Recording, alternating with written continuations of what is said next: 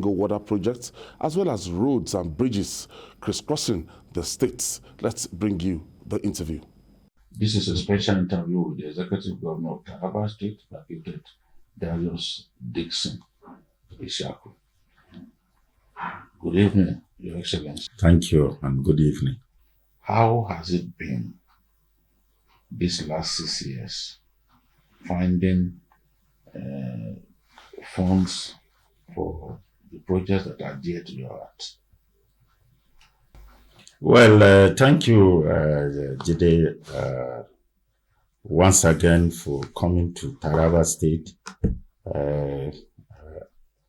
I really must thank you because each time you come, you are able to expose what we are doing in the state to the whole country. You are welcome once again. I hope you have a nice day with us.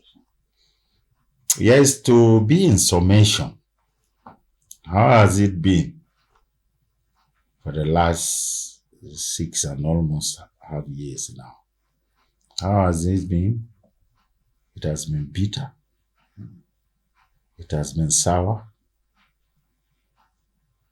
And it has been sweet.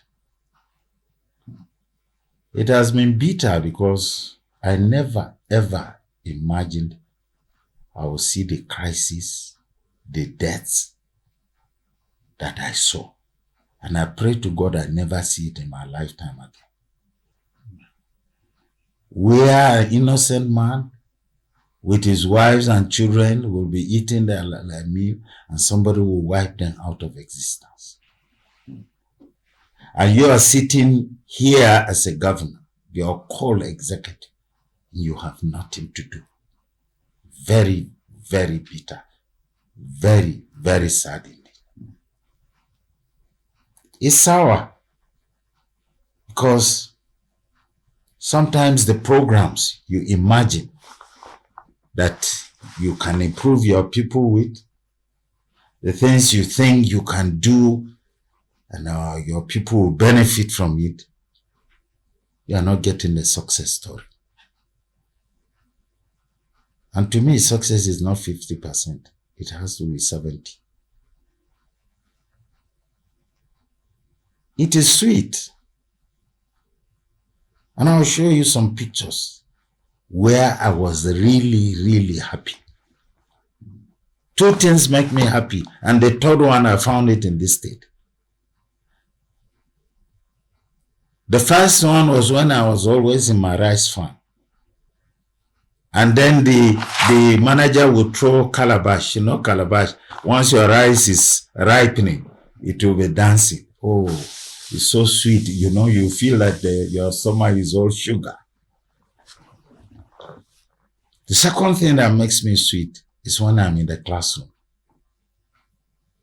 And when an intelligent student asks me a difficult question, and I had to go back, like 2 lessons back, to start explaining, it makes me I feel, oh, I'm impacting the knowledge. The third one was in this state. When I go to commission, for example, water, and I see the joy in people's faces, happiness, genuine happiness, I feel very, very happy. That is the sweetest part of it. That is why I say it's bitter, it's sour, and it's sweet. So how have you been able to navigate this terrain amidst the paucity of funds that troubles all states? Paucity of funds, unfortunately for us, I tell my people that my predecessors, they have been galloping their chariot on 12 horses. When you have 12 horses pulling your chariot, you're so comfortable. I don't have a donkey to pull my chariot. And you know how donkey, I don't know whether you ever grew up in the north. You know how difficult donkeys will be, even if they're carrying your bag, you have to keep. I told them this is the difference. There was money then, now there wasn't. Navigating.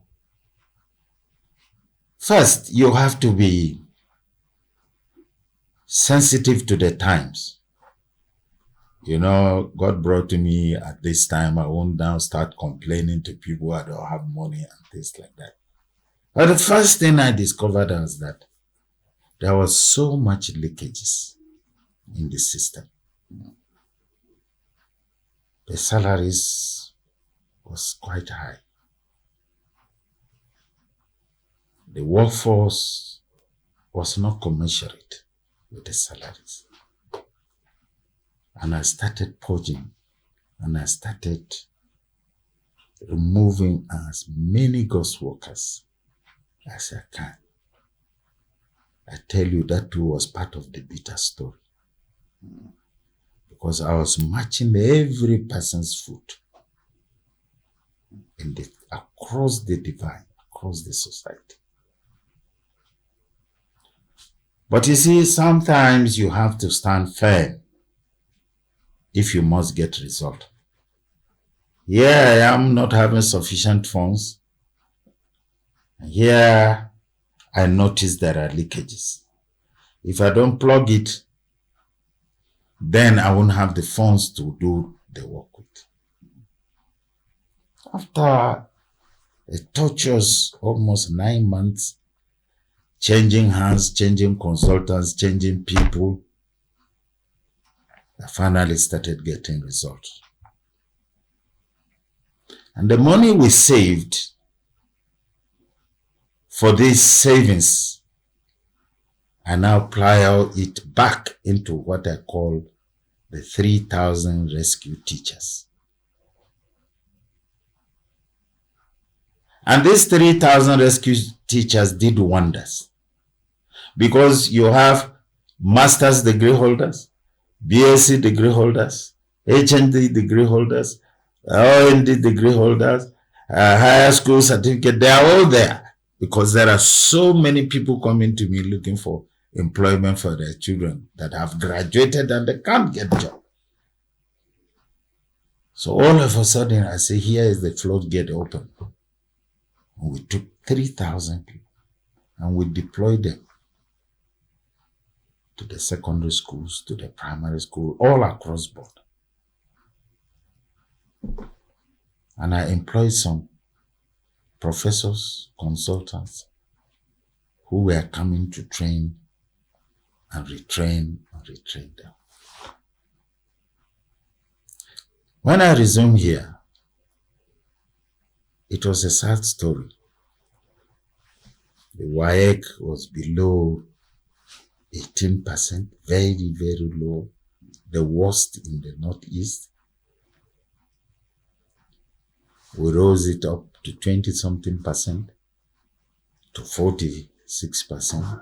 We went to 50-something%, 60. And I told them that 60 is not a pass mark for me. We went to 70. I said, still, it has to be above 70. We went to 85.6%. I said, now we have passed. That's the current pass. Yes. And for the last 4 to 5 years, we've been number one in the country.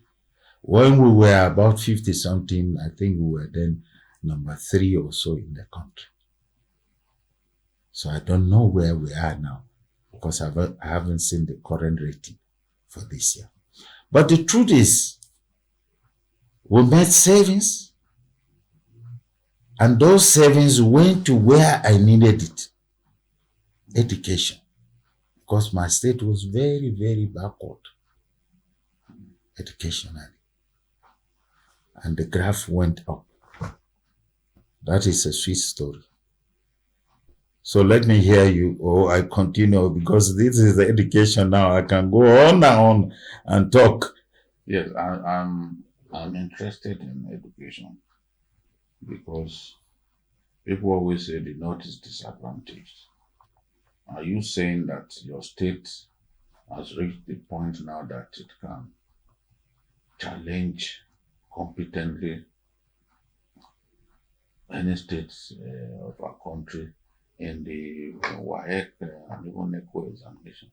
Yes, if it comes to WAEC, ECHO, and that, for now, as I speak to you, I comfortably know our students are doing wonderfully well. They are winning awards. And what shocked me is the short span of space that I could get a change so quickly. I didn't stop at that, because when you start correcting the primary to secondary school, you must think of the university. Yes. I changed the structure of the university. I constituted a board of professors emeritus, 8 of them reputable Nigerians.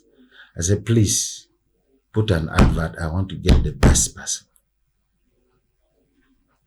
And they did get me the best person. We were number 100 and something down the ladder. 100 and something among universities. The last rating this year were number 17. We had only, I think, 6 faculties. Now we have 11. When I came on board in 2015, there were only 2 professors. We have over 60 now, about 70. Yes. And I never knew the VC from Adam.